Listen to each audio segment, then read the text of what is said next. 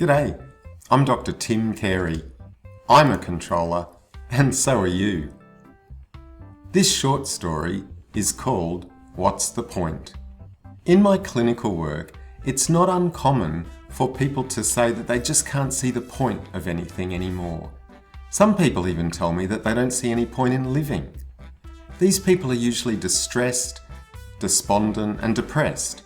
They're clearly not satisfied with their lot and often find it hard to convince themselves to do everyday tasks, such as getting out of bed. It's a funny thing about the point. It seems to be the case that we rarely think about the point, except in those situations when we question if there is one. Most people, mostly, just meander through their days, months and years, getting on with the business of living by making their lives be the way they want them to be. Is there a point? What's the point of saying good morning? What's the point of a butterfly bursting from its constricting cocoon and fluttering off to find a flower?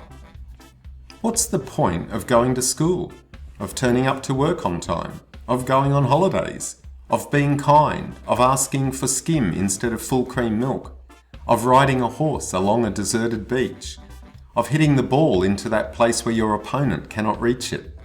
The puzzling thing about the point is that nothing has a point and everything has a point. Ironically, at the same time that there is no point, there is also a myriad of points. Life, in fact, is a universe of points. Some points help other points be realized through a hierarchical arrangement. Pairs of points can be configured oppositionally, preventing each other from having any effect and establishing a sense of pointlessness. We have no objective, irrefutable, immutable point that drives us all, except perhaps the point of keeping our worlds in the states we are satisfied with.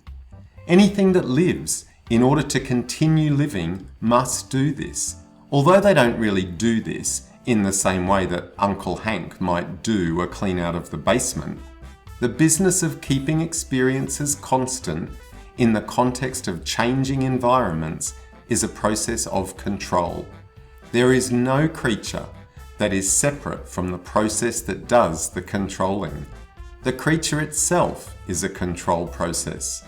The unicellular acetabularia, I don't know if I said that correctly, is a control process, and every multicellular life form is too. So, the point is control, and the point of control is to continue controlling by keeping any difference between the standard and the experience as small as it can be.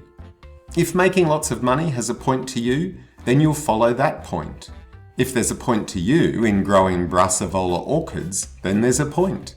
For different people at different times, there's a point to putting your name down on the roster to help out with school lunches, or making the world a better place, or restoring your 1957 Chevrolet Bel Air, or tatting a lace handkerchief edge to enter in the local show, or getting all your weekly spelling words correct.